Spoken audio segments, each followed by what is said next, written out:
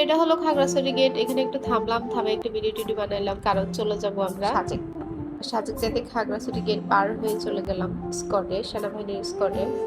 তো ওই অপেক্ষা করার জন্য বা যত যাত্রী আছে সব যাত্রীদেরকে এখানে একসাথে করার জন্য আমরা যেখানে থামলাম সেখানে যাইয়ে দেখি যে এখানে পাহাড়িরা নানা ধরনের ফল মূল, নানা ধরনের অনেক কিছু বিক্রি করছে। সবকিছু খাইলাম একটু একটু করে।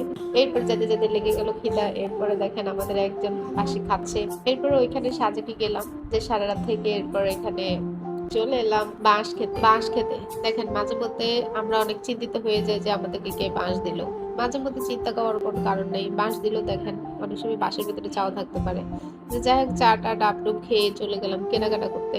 তো এখানে হরেক রকমের অনেক কিছু পাওয়া যায়, সব কিছু হাতে তৈরি। এখানে গিয়ে একটা জিনিস যা বুঝলাম, পাহাড়িরা অনেক কর্মঠ।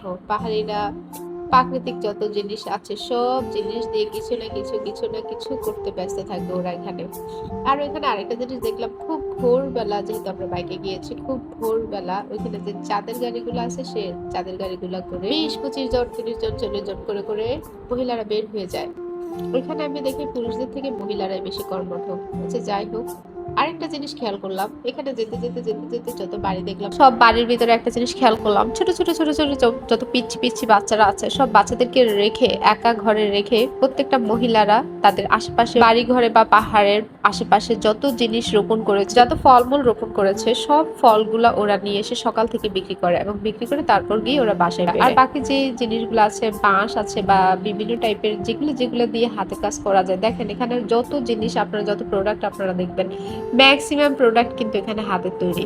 এখানে যে যত জিনিস দেখেন, আপনারা খুব খেয়াল করলে দেখবেন যে প্রত্যেকটা জিনিস হাতের তৈরি। প্রত্যেকটা জিনিস অনেক আবেগ দিয়ে, অনেক শ্রম দিয়ে ওরা বানিয়ে থাকে। পর্যটকের শেষ নেই, প্রত্যেকটা পর্যটকেরাই কিন্তু হাত ভর্তি করে প্রোডাক্ট নিয়ে যাচ্ছে। বাচ্চাদের খেলনা হতে ঘর সাজানোর জিনিস হতে এত এত জিনিস পাওয়া যায় এখানে। আমিও আমাকে একটু ভিডিও করে নিলাম। এই হচ্ছে আমি। আপনারা এখানে এই জায়গায় হয়তো অনেক ভিডিও দেখেছেন বা এই পোশাকের অনেক ভিডিও দেখেছেন। হেলিপ্যাডের সাথেই হচ্ছে যে এই শপটা।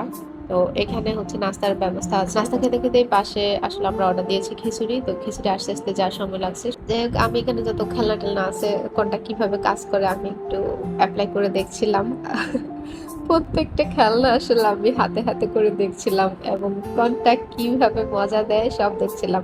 এরপরে এখানে দেখেন না, পাশেই মধু, খাঁটি মধু, জঙ্গলের পাহাড়ের খাঁটি মধু এখানে পাওয়া যাচ্ছে। ভাই রে ভাই, এত সুন্দর জায়গা না আসলে মিস করবেন। জীবনে তো অনেক টাকা পয়সা ইনকাম করলেন রে ভাই, নিজের রুখে কিছু দিবেন, নিজের জীবনটাকে কিছু আনন্দ দেওয়ার চেষ্টা করবেন। আপনাদের সকলকে অনেক ধন্যবাদ যারা এতক্ষণ ধরে আমার এই ভিডিওটি উপভোগ করেছিলেন। Thank you. আর হ্যাঁ, আমার এই পুরো ভিডিওটি যারা যারা দেখেছেন কমেন্ট বক্সে লিখতে ভুলবেন না, এবং আপনারা কি এই জায়গায় এসেছেন এবং এই সপ্তাহে এসেছেন আমাকে অবশ্যই লিখে জানাবেন। এবং বাংলাদেশের কোন কোন জায়গায় আপনারা ঘুরতে গিয়েছেন, এখনো ঘুরতে যান নাই বা এখনো ঘুরতে গিয়েছেন, কারা কারা গিয়েছেন, সবাই কিন্তু অবশ্যই কমেন্ট বক্সে জানাবেন।